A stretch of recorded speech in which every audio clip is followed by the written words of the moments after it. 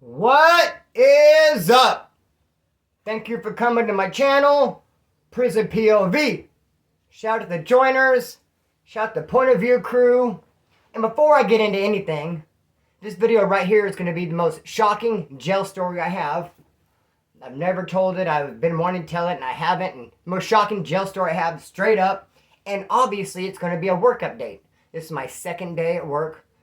2 days in a row, 8 hours. I've come home of my second day, took a shower, ready to go. Now I think I'm overcorrecting in a sense because I'm so worried. Part of me is so worried that the channel's gonna die because work's gonna take all my time and energy that I'm overcorrecting. I'm like, no way. As soon as I come home from work, video. Thought about it all day. Homeboy Dave shot me up. No, here you go, Dave. Dave did not shoot me up. Dave shot me a cool thumbnail for the Cocoa, doing time with Cocoa County Woods. So I have that video ready to go. But I'm going to need to do a work update, obviously. And since this is a prison jail channel, I thought, man, let me come through and just tell a cool jail story. Something I've been holding on to for a while. Then get into the work update. Do all that. Shout out to Jack Straw. Jack showed me some love. You know, I appreciate it. And I'm the utmost love and respect. This is full blast to you and yours, Jack Straw. So, dude, you know what I find fascinating and trippy? And I could just, like, it boggles my mind. And I don't even understand how it happens or why. But man, it's like, and it's occurrence, brother. Trip on this. Every once in a while, I'll cut some gray hairs out of my goatee. Why? Why do you do that, Splinter? Well, because it's black, and the gray hairs kind of stand out, and the gray hairs are like a rebellious spirit. They have a tendency to just like want to go do their own thing. So I see them, and I cut them, I stay there for a couple minutes, I get out all the gray hairs I can, and I look down the sink, black hair. Nothing but black hair. I can't believe it. And I'm so careful, and I take all my time, and I'm to make sure I only get gray ones, so I wouldn't want to take any black ones with it. Definitely not. Why would I want to do that? So I wouldn't want to, what's the other saying go? I wouldn't want to pull up the weed with the wheat. I wouldn't want to pull up the wheat with the weeds. Homeboy, I'm after the gray, that's it. And then I get done, and I look, and a gang of black hair in the sink. Trips me out every single time. Then my cousin says, Kris, you left hair in the sink. And I go, what color is it? Black. Okay, well, it can't be me because I only cut gray ones out. But that's a man. She's like, well, I'm blonde. And I said, hey, I didn't say what not. I just said, wasn't me. So let's kick this story off. Now that I've got over that, now that I like vented and shit. Bro, I went into county jail. It would have been my third violation. The time I went to Wasco Yard. The first time on a level 3 yard. This is the time I got attacked by a canine. I had plastic surgery. I climbed over the razor wire fence. I got all sliced up. Now, when I went into county jail, I went into F-Pod. F-Pod's where they keep the Norteños. I'd never done time there at this point. I'd not done time around Norteños at all because I didn't really bump into those dudes until I started going to Soledad later on in life. I had not been around any Norteños at all. First time around them. Kind of like what's this could be like. Heard that when you go into F-Pod as a wood, there's a lot of tension, and so on a cracking lot with them, so I was expecting trouble, I was expecting war. I didn't really know what was going to happen. So go up to the homeboy Jammer. He had the keys for the woods in the building, happened to be my cellie. I'm like, what's up, brother? What's it like in here? And I've had some tobacco that I brought with me from court. And I didn't hoop it. I brought it in my leg brace since I had plastic surgery on my leg. Someone shocked me like, hoop it. No way, homeboy, I'm carrying it in my leg brace, doggy. Made it in. They didn't check it. Thought the Norteños was going to try to tax me. Said, it ain't going down like that. Jammer said, dude, there ain't no Norteños in here. What happened was the Paisas and Norteños got into it. Paisas rushed Norteños. The cops came and took all them out. Now there's Paisas, Woods, and Blacks here. That's it. Group of Blacks, group of Paisas, only a couple Woods. 4, maybe 5 Woods. White boys, that's it. Jammer has the keys for the Woods. There's a skinhead dude. His name is Tommy.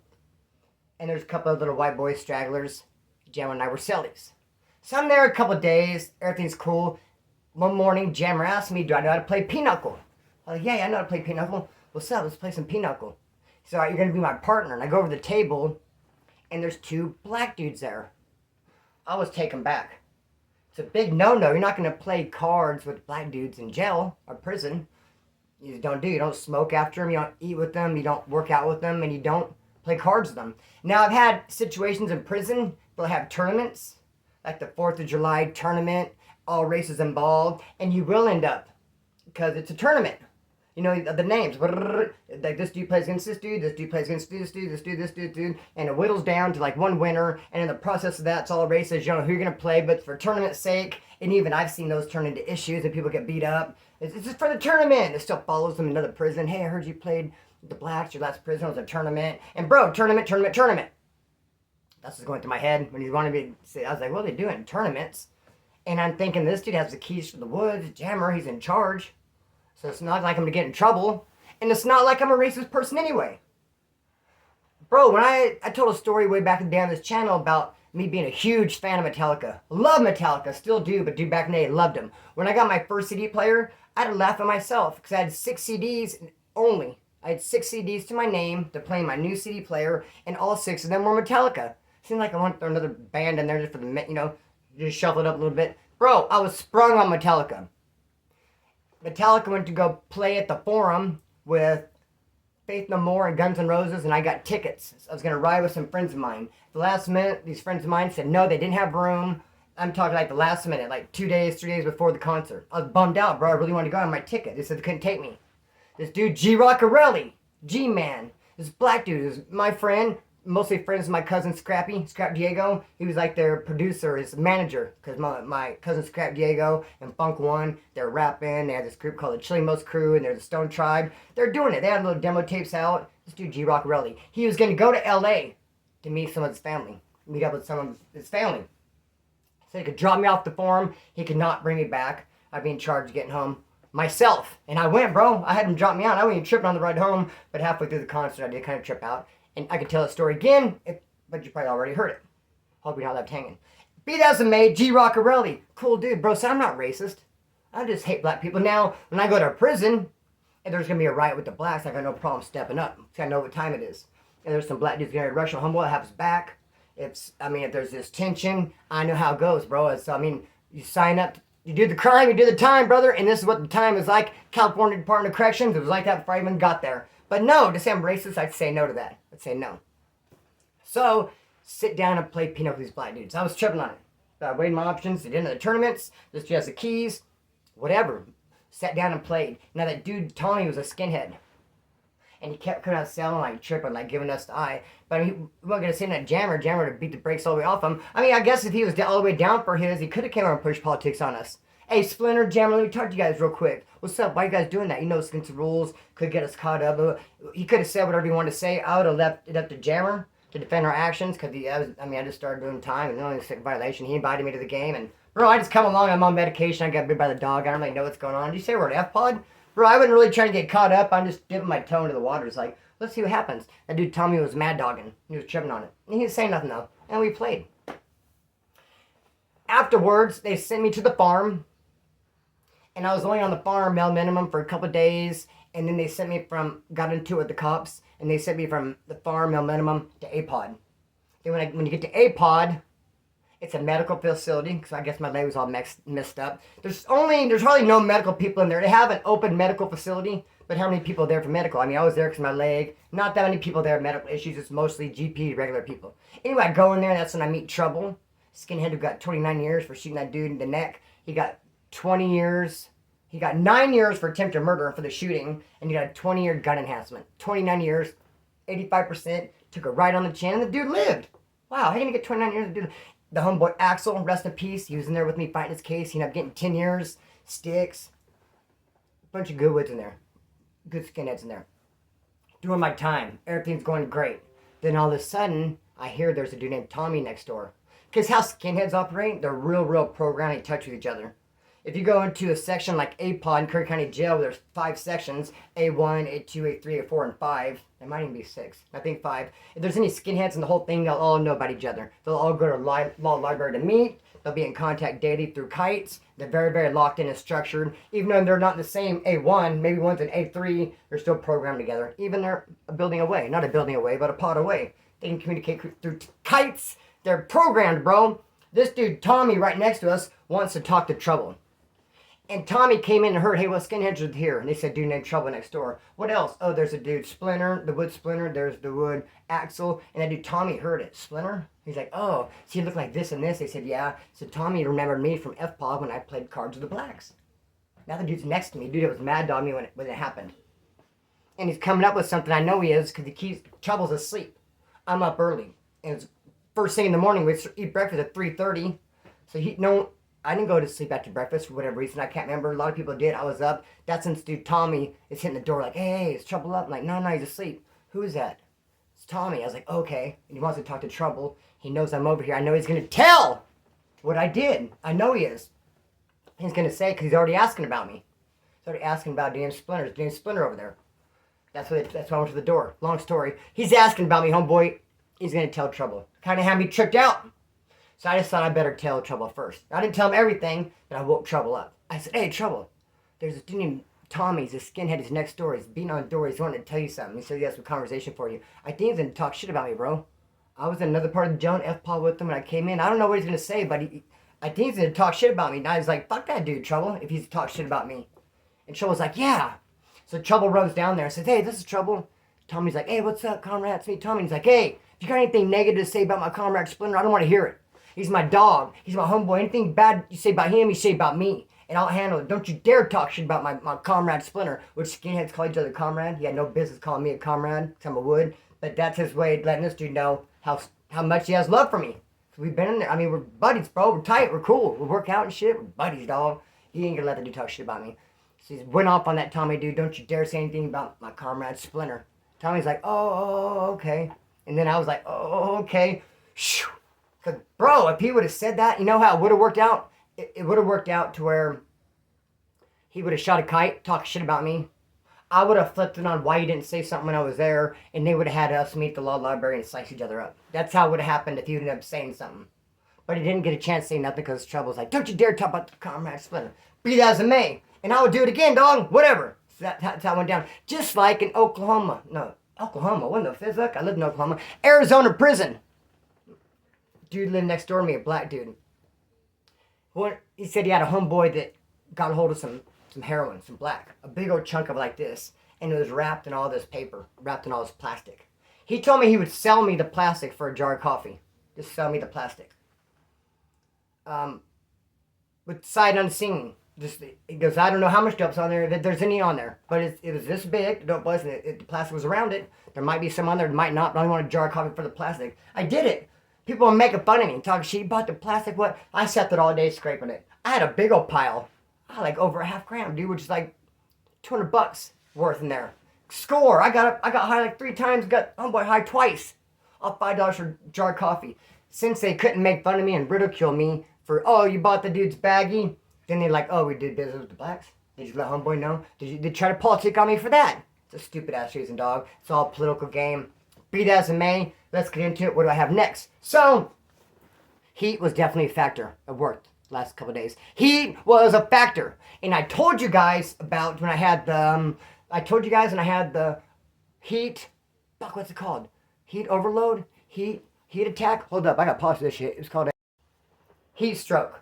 I had a heat stroke from plastering. I've told this story probably 3 or 4 times. Don't want to tell it again real quickly. I was plastering, had a wheelbarrow all day long, and barely got through the day. And then my boss said, let's go do another job. And when he said that, it just boom. And then we moved to the other job, and I saw my homeboy crossing the street with a thing of Sprite. And I said, hey, what's up, dog? And open it, glump, glump, glump, glump, and it locked me up. I had heat stroke from the carbonation, the sugar, and from the other job and the heat. Okay, but how about this other heat stroke I had at work? Briefly, let's get into this. And I wouldn't say I forgot about it. I say I blocked it out, dude, and just caused it like a traumatic event. Because this is horrible, and track with me real quick, and then I'm going to tell you all about work. Trust me, I am. Dude, I go to work. I'm working on a rig, rickety rig. We drill 60-foot holes, 90-foot holes, mostly water wells for farms. You drill a hole, they put a pump in there, and they sprinkler for sprinklers and shit. Water well, farm, 60-foot hole. Rickety freaking drilling rig type thing. Not a nice fancy thing you might have seen. It's all rickety. The derrick raises up. You have one guy sits up here, controls a bucket. And then I'm over here on this side. There's this bucket that spins. It drops down. The bucket comes out. It starts to go out by arm so they can dump the dirt. My job with a stick is I hit this little thing and it opens up. All the dirt drops. That's what you need to comprehend and digest all the dirt drops. Then it closes, it goes back in, it goes down, it comes out, it goes over like this. I hit it with a stick, the dirt drops. It starts making a big pile of dirt. That's why they have a guy in a backhoe. he comes by and he gets that dirt. Because what will happen is that dirt will start going back in the hole. I can only hit it so far away from the hole. Sometimes I stand on like the little guard. I stand on it tiptoe, and I really reach out there, and I hit the thing with with the arm, and I get it as far as I can, but it's still not that far. The dirt will start running in the hole. And one time we go do a job. There's no backhoe there. You're not gonna have a backhoe. And my boss is like, Kris, you're just gonna have to move the dirt. And I thought, no, not really big deal. I'll just move the dirt. I'm not really tripping on it. So we're doing it all day long, and it comes to a point to where the dirt's starting to fall into the hole now. So now the whole process is, I clink with the thing, and I open it, and then I kind of have to grab the thing and set it in here. And once it sets in there, I run down with my shovel now, and I'm standing on top of the dirt pile, and he's still drilling. I can hear the drill, and I'm with the shovel like going like this. The dirt is wet, big, heavy. It's taking everything I can to move like a little bit, and I got to make some like flat pad for this other bucket to sit on, so it won't roll back in the hole. Dude, it takes everything I have. And I'm not even making much progress. And then I hear, already coming back up. I gotta drop the shovel, get back up there, grab the thing, clink, put it back in, run back down with the shovel, it's coming back up. Oh shit, I'm running back and forth, dude. Running back and forth. And it was kicking my ass, dude. I would have rather chopped off my pinky finger. If he's like, you can stop now, but I want your right pinky finger. I'd have been like, homeboy, where's the knife? You got a knife, you got a hammer, you got a rock, get it off. Dude, it took everything I had to where when we finally got the hole dug, the rest of my job, as far as getting the conductor set up, everything to go in the hole, everything, I didn't do any of it. Once the hole was dug, I flatlined. He's like, Kris, you want to go home? My hair was all crazy. He stroked out, dog. It was too much. He gave me the keys of the truck, and I drove, and I knew I was going the wrong direction. I couldn't even stop. I'm like, I'm driving further away from home. I was already like 2 hours from home, which messed me up too. Bro, I'm so far. And I didn't even have the presence of mind to stop. Then I did like a real illegal type thing. And who gives a fizz, that dog? That broke me off. So heat kicks my ass, dog. In heat now. When I experience heat and it's been hot, I should have took freaking sunscreen, brother. I should have freaking took some sunscreen. Let me tell you this about me and my sweat, though.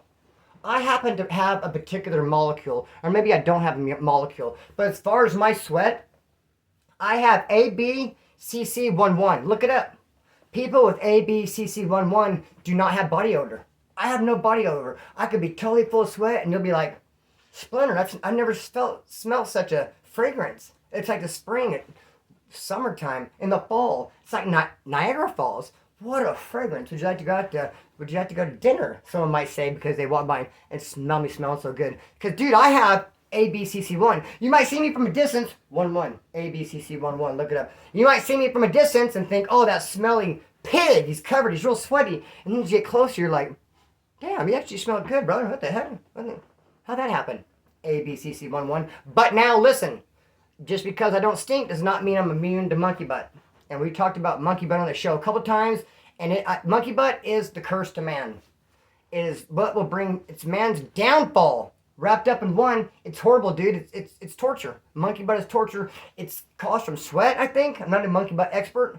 I have been a recipient a couple times, unfortunately. It's some kind of rash around your bunghole. It's like on both sides of your butt cheeks, gets down there. And, dude, it'll have you walking like, it just comes out of nowhere, dude. Monkey butt is upon you, and it's like, ooh, nothing is worse. Again, I would cut off all 4 fingers. We could take the monkey butt away, but we're going to have to cut all these 4 fingers off. Dude, I could pick with just a star. Used to have monkey butt. Cut all my knuckles off. Get rid of them, bro. But it's not that easy. You have to endure monkey butt. And it's the most horrible thing. You want, if you ever get it, you want Desitin. You want straight up diaper rash medicine. Or I've used baby powder too. And you're at work and you're sweating. And next thing you know, it hurts so bad. One time I took all this toilet paper and wrapped it around my hand. Like a lot of it. And put it between my butt cheeks. Because you don't want them touching, dog. It's monkey butt fever, dog. Hell no. And then what happened, all this little piece of toilet paper started falling on the ground. And I saw this toilet paper. And this dude walks around picking them up. He's picking them up. I'm like, what are you going to do with that toilet paper? So I don't know what to do with that. One time I did make... Anyway, I can't get into that. I drove all these dudes that on job site crazy. I picked up all this plastic stuff that was out. And I threw it in the back of the truck. And later I see them looking at it like, what is that stuff? The work, though. Let me tell you about work. And it is kind of crazy. Gosh. Okay, look it. I go there. I show up at work. And it's kind of like a slap in the It's kind of like a slap in the face to my boss. Now I know why he didn't call me as soon as he could. Because I show up and the wall's already built. The wall's already built. And The walls are built. And I'm like, what? I don't understand. Surely he would have needed me. I'm thinking he didn't want to call me to build the walls? I mean, I'm showing up. I'm expecting there to be just a concrete foundation, and the walls are already up. And it's my boss and his brother. And he's like, hey, start putting all these wood, the lumber inside the garage. So I'm like, dang, they already put the walls up without me. Then I see another construction company show up, 10 deep. All these dudes come up, and they start working, and they start sheeting. What happened was my boss's boss, the guy who gave him the house to build, hired another company to do the walls and the roof. Messed up, totally. It screwed me out of about 4 months worth of work because they came and did it all fast. I kind of see why. Well, I don't know. No, I don't see why. So that means, dude, it's messed up. So now instead of us building the walls and putting the roof on, we're just going to do finished carpentry stuff, which that's cool. At least I'll be out of the sun. Building the walls is a pain in the ass, but it's kind of messed up that he did that to my boss. It's kind of like when I went to this church. This church had this welder put a fence, wrought iron fence around the church. And I was painting and stuff, and I was helping the welder build the fence. And he was doing it for free. He went to the church, he wanted no money. And this is 7 acres. A 7-acre land, plot of land, 7 acres, wrought iron fence around it for free. Of course, they pay for the materials. Bro, he didn't mind donate his time. He'd come out to work, he'd build this fence. But then they wanted the gate. Yeah, paid a guy. They called another guy, another welder, to show up and build the gate and paid him. And the dude, Steve, who built the fence, was like, what in the hell? I built this whole fence for you for free at the kindness of my heart, and you want to pay someone to do the gate, and you didn't even offer it to me. I would have built the gate for free. Like, why would you not let me build the gate like I built everything else, and you have someone else come build the gate on my fence? Bro, slap in the face. Just kind of like these dudes that not let my boss build the walls and not the roof. So I might be on pause tomorrow. He said he'll call me in the morning. He thinks they're going to put the roof on tomorrow and Friday. So I don't really know what's going to happen with all that. But we're doing the finished carpentry stuff. The fascia, which that's my favorite stuff to do. And so, it's going to be bomb. At least there'll be a roof on it. And I'll be taking lots of pictures. Be lots of fun. Be that as it may. My boss says he has another house afterwards. But I'm going to be an electrician, dog. I'm waiting for the electrician to show up, and I'm going to be on their bumper. And I think I know who they're going to use. They're going to use a company called Pavlotech. See? Watch. You'll see. I'm speaking that to existence. I'm going to work for Pavlotech now. I love when a plan comes together. I'm about to cut strings and let it fly. Next video, doing time with Cocoa County Woods. I'm going up north this weekend. I'm going out of town. I'm going up north. If you ever thought, hey man, I want to give a donation to Splinter, Prison POV, now would be the perfect time. I could surely use it since I'm going out of town, going up north. And of course, even though I'm working, of course, you know how they do it. I don't get paid the first Friday. They hold back the check, which I don't like that hold back the check thing. It never makes sense to me. Like, work now but get paid 1,900 days from now? 1,500 Fridays, many moons? Why? I'm going to cut the string, let it fly. Peace.